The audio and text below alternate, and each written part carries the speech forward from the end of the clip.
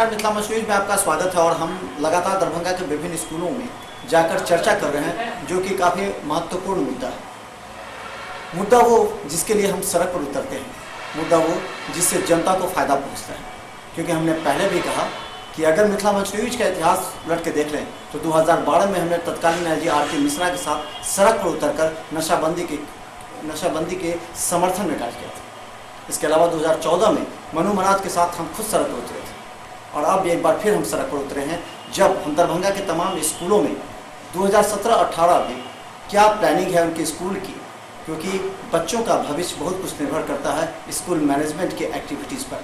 बहुत से school management so जाते हैं, यानी कि उनके पास शिक्षकों का भी एक क्वालिफाइड ग्रुप नहीं होता। कई तरह के जो गार्जियन ने जो कंप्लेंट किया उसको लेकर के स्कूल मैनेजमेंट के पास पहुँचे हैं, जिसमें स्कूल बस की देख-रेख, ड्राइवर के साथ क्वालिटी एजुकेशन का टीचर अपॉइंटमेंट के साथ कई मुद्दे हैं जिस पर हम बात करेंगे। हमारे साथ बीके झा जी जो हैं, जो बीके मिश्रा जी हैं, जो बेला पब्लिक स्कूल दरभंगा के सेक्रेटरी हैं और ख़ासकर काफ़ी एक्सपीरियंस्ड आदमी हैं। और हमें बता दें कि दरभंगा के विभिन्न शिक्षण संस्थानों को किस तरह इम्प्रूव किया जाए, इनके पास विशेष आइडिया भी है और इस पर वर्क भी। ये दरभंगा में लगातार पिछले देखा जाए स्कूल मैनेजमेंट को लगातार अपने अपने तरीके से सोचते हैं, सभी अपनी अपनी प्लानिंग होती है। क्या देखिए, मैं अभी खास करके पब्लिक स्कूल दरभंगा को देख रहा हूँ और इस स्कूल की स्थापना 1961 में स्वर्गीय डॉक्टर एल.के. मिश्रा के द्वारा किया गया था। और तभी से ये स्कूल जो है सो पब्लिक स्कूल के रूप में मिथिलांचल का पहला पब्लिक स्कूल जाना जाता है। और हम अपने विद्यालय में अनुभव के आधार पर सुधार करते आए हैं और करेंगे। हमारा जहाँ तक अभी सवाल है कि हमारे स्कूल में पूरे दरभंगा कमिश्नरी में ट्यूशन फ़ी के मामले में हम बढ़ोतरी बहुत नहीं करते हैं। थोड़ा बहुत तो महंगाई बढ़ती है तो बढ़ोतरी होती है, लेकिन अभी भी मेरे स्कूल का जो है तो फ़ी स्ट्रक्चर दरभंगा के किसी भी सीबीएसई से एफिलेटेड स्कूल जो है, जिसको सीबीएसई का नॉर्म्स फॉलो करना पड़ता है, उनसे कम आधा है। और हम ये दावी के साथ कह सकते हैं कि जिस तरह की पढ़ाई हम अपने स्कूल में दे रहे हैं, जिस तरह से रेगुलर बच्चों को हम पढ़ा रहे हैं, वह शायद बहुत कम स्कूल में ही होता होगा। लेकिन मैं दूसरे स्कूल के बारे में कमेंट करने के बजाय हम अपने स्कूल के बारे में बताते हैं कि हम दिन प्रतिदिन अपने अच्छे शिक्षकों को अपने यहाँ रखते हैं। अभी हमारे पास में बीएड शिक्षक कम से कम 60% टीचर्स ऐसे हैं जो हमारे यहाँ बीएड करके काम कर रहे हैं।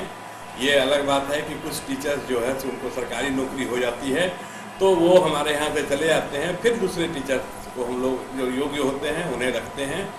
हम छात्रों को सिर्फ पढ़ाने का ही उद्देश्य लेकर के स्कूल नहीं चला रहे हैं, हमको उन्हें एक आदर्श नागरिक बनाना है। और डिसिप्लिन ये हमारे स्कूल की खासियत है। हमारे यहाँ को एजुकेशन है, लेकिन हम अपने बच्चों में इतना डिसिप्लिन रखे हुए हैं और वे इतने संस्कारी हैं कि आज तक आपने नहीं सुना होगा कि पब्लिक स्कूल दरभंगा के छात्रों ने कोई ऐसा कांड किया या कुछ ऐसा किया जिसके कारण कि इसका स्कूल का सम्मान घटा हो। बल्कि हमारे यहाँ के इस स्कूल को, पब्लिक स्कूल दरभंगा को, एक डिसिप्लिन स्कूल के रूप में ही सभी लोग देखते हैं। और मैं भविष्य में आशा करूँगा कि हमारे जो स्कूल से बच्चे निकलते हैं, अभी भी वो IAS, IPS, डॉक्टर, इंजीनियर सारे क्षेत्र में हैं, पूरे विश्व में हैं। और अब आगे भी जो निकलेंगे वो अच्छा ही करके निकलेंगे। हम 17-18 का क्या प्लानिंग है, कुछ नया पिछले साल के अपेक्षा? 17-18 में हम अब सोच रहे हैं कि जब जिस तरह से नया सिस्टम सब लागू हो रहा है, हम ज़्यादा से ज़्यादा जो है सो इस अपने सिस्टम को इलेक्ट्रॉनिक मीडिया से जोड़ेंगे।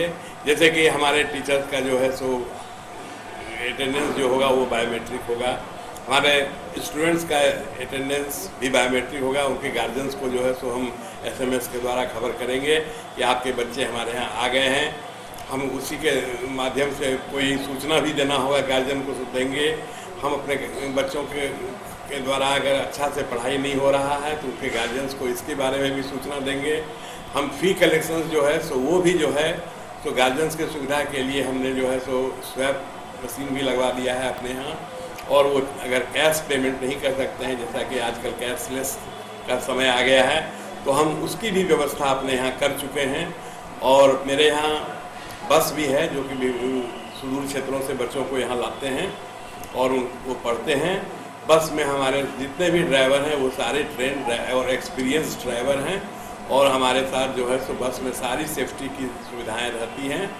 एक शिकायत मुझे अवश्य है सरकार से कि वो जब किसी तरह की दुर्घटना होती है, जैसे कि अभी हमारे ही बस के साथ हुई है, तो लोग फिटनेस सर्टिफिकेट्स मांगते हैं, लेकिन हम लोग अभी हाल में CBSE के द्वारा भी फिटनेस सर्टिफिकेट हमारे बस का मांगा गया था और हम लोगों ने अप्रोच किया था, बल्कि हम लोगों ने ही क्या, पूरे बिहार के प्राइवेट स्कूल्स ने अप्रोच किया था और ट्रांसपोर्ट कमिश्नर के द्वारा इसके लिए रिफ्यूज़ कर दिया गया कि नहीं, हम लोग फिटनेस सर्टिफिकेट्स नहीं देंगे। मैं इस माध्यम से आप लोगों को ये भी कहना चाहूँगा कि सरकार इस पर भी सोचे कि हमारे, और वो स्वतंत्र हैं कि वो आकर के हमारे बस का जो है तो जांच करें। अगर वो फिटनेस में नहीं फिट होता है तो जो भी गड़बड़ी है उसको दूर करने की कोशिश करेंगे, या जो बस जो है तो अब नहीं कंडम हो जाएगा उसको हम लोग हटा देंगे। लेकिन अभी तक मेरे स्कूल में इस तरह की कोई बात नहीं हुई है। खासकर हम बता दें, अभी कई जगह शहरों में चर्चा है और कई शिक्षण संस्थानों ने तो ये आरोप भी लगा दिए हैं, और ये खासकर क्योंकि हम बता दें कि हमारा विशेष कार्यक्रम जो होता है वो सत्यता पर आधारित होता है, ताकि लोग गंभीरता से हमारे एक एक शब्द को सुनें।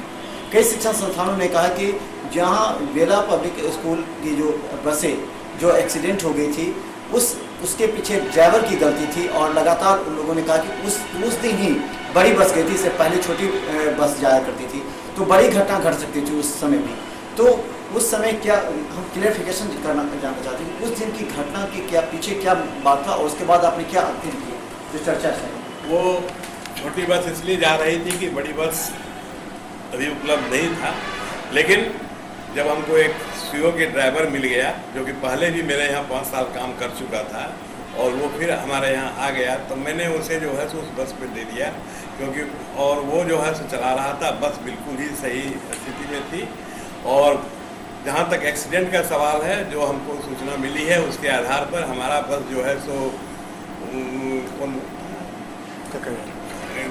वहाँ पर किसी मोड़ से ऊपर हाईवे पे चढ़ गया था और धुंध भी थोड़ा था, और उधर से जो स्पीड से ट्रक आ रही थी उस ट्रक ने उस बस को जो है सो धक्का मार दिया। जब तक वो टर्न लेता तब तक उसको समय नहीं मिला और बस ट्रक ने उसे धक्का मार दिया और ट्रक उलट गया। उसके पीछे भी जो ट्रक आ रहा था उसने भी उसे धक्का मारा और ये बस भी उलट गया। इसके बाद एक तीसरा गाड़ी आया जो कि ब्रेक लेने के क्रम में तिरछा हो गया, जिसके कारण कि उस बस के बच्चे का जान बच पाया और बच्चे जो है सो बाद में उन लोगों को DMCH ले जाया गया। DMCH से वो जब इलाज से हम संतुष्ट नहीं हुए तो मैंने उन सारे बच्चों को पारस हॉस्पिटल में स्कूल के खर्चे पर इलाज करवाया और लगभग 3 लाख रुपया हमने पारस हॉस्पिटल का बिल पे किया है। और इसके अलावे जो है सो हमने 2 बच्चों का हड्डी टूट गया था, उसे हमने प्राइवेट नर्सिंग होम में इलाज करवाया और उसमें भी काफ़ी खर्च हुआ। एक बच्चे का जो है सो रॉड लगाना पड़ा, तो अभी उसका हम लोगों को बिल प्राप्त नहीं हुआ है, इसलिए मैं अभी एग्जैक्ट अमाउंट नहीं कह सकता हूँ। मैंने ड्राइवर के परिवार को, गरीबी को उसे देखते हुए उसके परिवार को भी एक कंपनसेशन के तौर पर उसके बेटी एक राशि उपलब्ध करा दी है। और मैं चाहता हूँ कि सरकार जो है, जैसा कि मैं पहले भी कह चुका हूँ कि सरकार अगर ये समझती है कि बस फिट नहीं है तो सरकार समय समय पे क्यों नहीं चेक करती है, क्यों नहीं बस को आकर के स्कूल में जा कर के देखे और ये करे। सारा चीज़ रहते हुए भी ये जो ट्रैफिक व्यवस्था है, कोई स्पीड का कंट्रोल नहीं है, जिसके कारण कि एक बस घूम रहा है और उसी समय में दूसरा बस आकर के ब्रेक लेने के बजाय उसके ठोकर मार के आगे बढ़ जाता है। इसका मतलब वो ट्रक बहुत बेहिसाब स्पीड में जा रहा था और इसका कोई भी दोष हमारे स्कूल के बस के ड्राइवर का है और न और किसी का है। जो भी दोष है वो आगे से आने वाले ट्रक ड्राइवर का है। खासकर बता दें कि दरभंगा में इस बात को लेकर के कई स्कूल मैनेजमेंट ने इस बात की चर्चा भी शहर में छेड़ दी है कि स्कूल बस में कहीं ना कहीं समस्या थी, यानी इंडिकेटर नहीं जल रहा था। कई तरह की बातें अब विभिन्न स्कूलों या शहर में चर्चा है। खासकर एक बड़ी बात यह है कि स्कूल मैनेजमेंट के द्वारा जो मृतक ड्राइवर थे उसके परिजनों को लाभान्वित करते हुए उसकी बेटी की शादी के लिए एक राशि मुहैया करा दी है और उसके परिवार के एक सदस्य को नौकरी देने का भी वादा किया गया है। सवाल सिर्फ ये है कि लगातार दरभंगा में बस चालकों की मनमानी की वजह से कई बार नो एंट्री में भी गाड़ी प्रवेश कर दिया जाता है और स्कूल के बस के अंदर अगर मैनेजमेंट ध्यान ना दे तो बच्चे बदमाशी करते हैं, कभी गेट पर खड़े हो जाते हैं, कभी भी बड़ी घटना घट सकती है। ऐसे में हम लगातार स्कूल को अवेयर करते जा रहे हैं कि स्कूल बस में आप ऐसे सक्षम एक टीचर को भी रखें ताकि बच्चे कंट्रोल हो सके, उन्मादी ना बने, क्योंकि कई बार देखा जाता है खिड़की से सर निकाल लेते हैं और बीच में टकराते टकराते बचते हैं, क्योंकि अंततः झेलना पड़ता है स्कूल मैनेजमेंट को। क्या इस पर देखिए, जहाँ तक हमारे यहाँ है, मेरे यहाँ एक खलासी रहता है जिसके कारण कि बच्चे ये गेट पर नहीं आ सकते हैं। ड्राइवर के साथ एक खलासी भी रहता है बस में, और जहाँ तक संभव हो सका है हमने टीचर्स का भी व्यवस्था बस में किया हुआ है, लेकिन सारे टीचर्स को हमारे पास में जितने बस हैं सभी बस में टीचर्स को भेजना ये नहीं संभव हो पाया है, और हम भविष्य में सोचेंगे कि इस तरह की कोई व्यवस्था की जाए। तो हम बता दें, हमारा मिशन ये भी है कि हमने कई स्कूलों को इस बात के लिए कहा है कि आप स्कूल बसों पर निगरानी रखें और कम से कम आप अपने ड्राइवर पर तो अवश्य निगरानी रखें। वन वे में न गाड़ी को प्रवेश करने की अनुमति भी ना दें। इसके अलावा सीसी पैटर्न पर हम बात करेंगे, क्योंकि मुद्दा सिर्फ ये है, क्या सीसी पैटर्न दरभंगा के बच्चों की मानसिक विकास को रोका है, क्या बच्चों की क्वालिटी को खराब किया है, क्या बच्चों के पढ़ने के प्रति जो प्रवृत्ति है उस प्रवृत्ति को समाप्त किया है। ऐसे कई मुद्दे हैं जिस पर हम बात करेंगे। हमारे साथ बीके मिश्रा जी थे जो बेला पब्लिक स्कूल के सेक्रेटरी हैं और इन्होंने लगातार स्कूल को और बेहतर बनाने का कार्य किया है। हमारे साथ थे जो हम बता दें कि सीसी पैटर्न को लेकर के हम इस पर चर्चा करेंगे। स्कूलों ने आरोप लगाया है कि एफिलिएटेड स्कूल ही इस पूरे पैटर्न को खराब कर चुके थे, यानी कि 60% मार्क्स अपने मन से देने के कारण इसको बदनामी मिली है। क्या लगता है? हाँ, इसमें बहुत आपकी बात में सच्चाई है। कुछ स्कूल, सारे स्कूल तो नहीं, कुछ स्कूल अपना रिजल्ट को, अपने ग्राफ को बढ़ाने के लिए वो जितना डिज़र्व नहीं करता है बच्चा, उससे ज़्यादा अंक वो उनको अवार्ड कर देते थे। इससे दो इफ़ेक्ट होता था। पहला तो बच्चे के मन में ये बात, पढ़ने की प्रवृत्ति जो है वो कम हो गई। उनके मन में ये बात बैठ गया था कि स्कूल हमको मार्क देता ही है और देगा ही। स्कूल अपना ग्राफ के वजह से उसको देता था, बच्चा डिजर्व करता था 4 और स्कूल उसको अवार्ड कर देता था 8। तो बच्चे की पढ़ाई के प्रति जो रुझान थी वो इससे बहुत ज़्यादा कम हो गई थी सीसीई पैटर्न से। तो ये एक बहुत बड़ा बुरा इफेक्ट बच्चों की मानसिकता पर गई थी। अब धीरे धीरे ये हम ये नहीं कह सकते हैं कि इसमें सारे स्कूल इन्वॉल्व थे। कुछ स्कूल, सभी स्कूल कुछ हद तक इसको मेंटेन भी करते थे, लेकिन ओवरऑल अगर हम लोग इस सीसीई को कैलकुलेट करते हैं तो ये पाते हैं कि बच्चों के लिए ये बहुत ज़्यादा फायदेमंद नहीं था। तो स्कूल के टीचरों पर लगातार बोझ रहता था। हाँ, उसको पूरा मेंटेन करना क्या बहुत ज़्यादा बोझ जाता था, क्योंकि साल में हमें 4 फॉर्मेटिव परीक्षा लेनी होती थी और चारों फॉर्मेटिव का जो डॉक्यूमेंट्स है उसका जो ये मतलब जो हमने उसकी परीक्षा ली उसको सहेज के रखना पड़ता था, ताकि साल के अंत में हमें सीबीएसई को वो रिपोर्ट करना पड़ता था चारों फॉर्मेटिव का। और 2 समेटिव परीक्षा होती है, यानी 4 और 2 6 परीक्षा का साल भर का एक्टिविटी टीचर को मतलब रिजर्व करके रखना पड़ता था। तो टीचर पर बोझ ज़्यादा हो गया था। हर 2 महीना पर हम एक परीक्षा लेते थे, टाइम टेकिंग ज़्यादा होता था उसमें, उसका एवेल्यूशन करते थे। तो टीचर को पढ़ाने से ज़्यादा परीक्षा और एवेल्यूशन काम में ही इन्वॉल्व रहना पड़ता था। तो पढ़ाई पर भी इसका इफेक्ट मोर एंड लेस पड़ता ही था। और साल भर उसको प्रिजर्व करके रखने के बाद उसको साल के अंत में फरवरी महीना में हम लोगों को सीबीएसई को सारा 2 साल का रिकॉर्ड 9th का भी और 10th का भी देना पड़ता था। तो वो एक टाइम टेकिंग था और टीचर पर इसका बहुत ज़्यादा बोझ होता था, स्कूल पर भी इसका। क्या लगता है कि आप बोर्ड पैटर्न आ जाने से कुछ काम हो सकता है विकास का? हाँ, ये सरकार जो अभी परिवर्तन हो गया है कि अब बोर्ड परीक्षा होगी, 80 नंबर का परीक्षा बोर्ड के द्वारा होगा, 20 नंबर की परीक्षा स्कूल के द्वारा लिया जाएगा। तो इससे दो फायदा होगा कि साल में पूरे साल लगातार पढ़ाई होगी, टीचर को अपना सिलेबस को कंप्लीट करना है और बच्चे के दिमाग में ये बात बैठ जाएगा कि हमें बोर्ड की परीक्षा देनी है, अब हमें सारा मतलब सिस्टम पढ़ाई जो है अपने बल पर ही पास करनी है, तो बच्चों में पढ़ने की प्रवृत्ति जगेगी। धन्यवाद। हम बता दें लगातार विभिन्न स्कूलों पर हम चर्चा कर रहे हैं, खासकर दरभंगा के अंदर स्कूल अपनी सिस्टम को इम्प्रूव करे। जो स्टूडेंट जो नाबालिग जो बच्चे हैं वो कई बार बाहर घूमते, स्कूल ड्रेस में बाहर घूमते नज़र आते हैं, नशा करते नज़र आते हैं। तो हमने बार बार कहा था, हमारा एक बार और कार्यक्रम चला था और 300 बच्चे एक स्कूल से, रिप्यूटेड स्कूल से गार्जियन ने अपने बच्चे का नाम हटा दिया था। हमने कहा है, अभी भी हम कर रहे हैं कि आप अपने बच्चों के स्कूल में निगरानी रखें, क्या बच्चे आपके डिसिप्लिन हैं या फिर आपके बच्चों में मानसिक गिरावट आ रहा है, उनके पढ़ने से लेकर के उनके व्यवहार तक। अगर ऐसा है, अभी भी मौका है 2 महीने में निर्णय लेकर किसी ऐसे स्कूल में आप अपने बच्चे का नामांकन करवाएं जहां लगे कि आपका बच्चा पूरी तरह सुरक्षित है। वरना 1 साल का मायने, यानी 1 साल अगर आप उस स्कूल में रखते हैं तो हो सकता है कि आपका बच्चा पूरी तरह पटरी से उतर जाए और बाद में मुसीबत परिजनों को ही झेलनी पड़ेगी।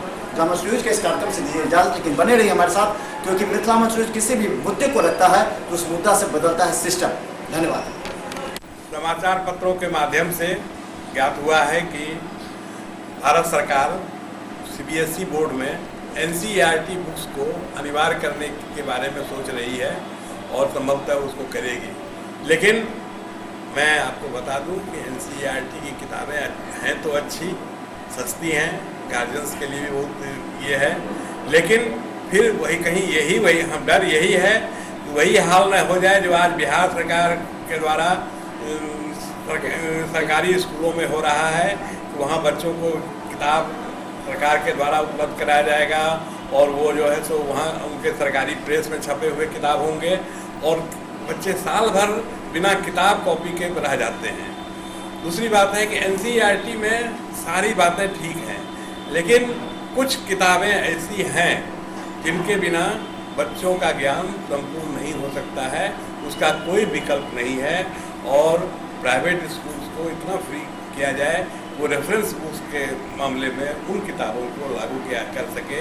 जैसे कि फॉर एग्जांपल आप सभी, हम लोग भी जब पढ़ते थे स्कूल में तो पढ़ते थे और आज भी आप पढ़ रहे हैं RS अग्रवाल की मैथमेटिक्स, और इसका अभी भी कोई दूसरा विकल्प नहीं है। जो बच्चे कंपटीशन की तैयारी करते हैं या और तरह से पढ़ाई करते हैं वो RS अग्रवाल की किताब से प्रॉब्लम्स को जरूर सॉल्व करते हैं। तो NCERT को भी थोड़ा इम्प्रूव करना होगा इस मामले में। वैसे तो ठीक है, NCERT में सारे विद्वान लोगों के द्वारा सब्जेक्ट्स दिया गया है और बहुत अच्छा उसका ये है, लेकिन किताब उपलब्ध हो, क्योंकि उसके प्रेस में 9th 10th में हम लोगों के यहाँ NCERT की किताबें चलती हैं, लेकिन वो भी समय पे बच्चों को उपलब्ध नहीं हो पाता है और इससे काफ़ी कठिनाई होती है।